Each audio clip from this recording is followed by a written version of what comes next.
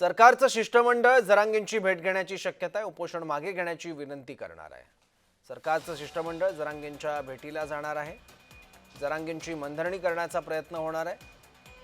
मराठा आरक्षणाबाबत आता सरकारचं शिष्टमंडळ जरांगेंना आश्वस्त करण्यात यशस्वी होते काय बघावं लागेल आणि या शिष्टमंडळामध्ये कोण कोण राहतं हे सुद्धा बघावं लागेल। याबद्दल आणखी माहिती घेऊ आपले प्रतिनिधी शुभम उमाळेकडून। शुभम,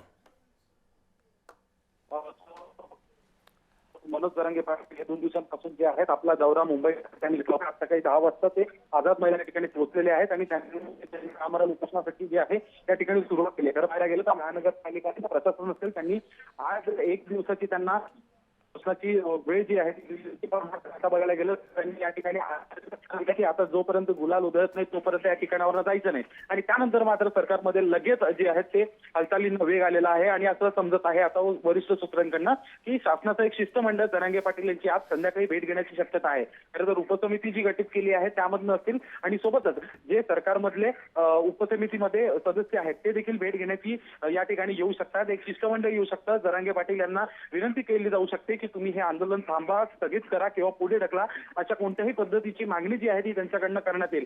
नेमकं हे सगळं संध्याकाळी आज होईल कारण की 6 वाजेपर्यंत परवानगी जी आहे ती देण्यात आली आहे आणि आझाद मैदान या ठिकाणी समजा पाहायला गेलं तर मग साखळी उपोषण असेल किंवा कुठलंही बेमुदत उपोषण असेल याला 6 वाजेपर्यंतचा कालावधी जो आहे तो मर्यादित आहे। त्यानंतर या ठिकाणी थांबू शकत नाही। मात्र या सर्व पार्श्वभूमीवर समजा आता शिष्टमंडळ कधी येतं आणि काय तोडगा काढतं हे पाहणं आता महत्त्वाचं असेल। अन्यथा 6 नंतरची मुंबईमधली परिस्थिती कशा पद्धतीने बदलेल हे देखील पाहणं आता महत्त्वाचं असणार आहे। सौरभ, ठीक आहे शुभम, धन्यवाद या माहितीबद्दल।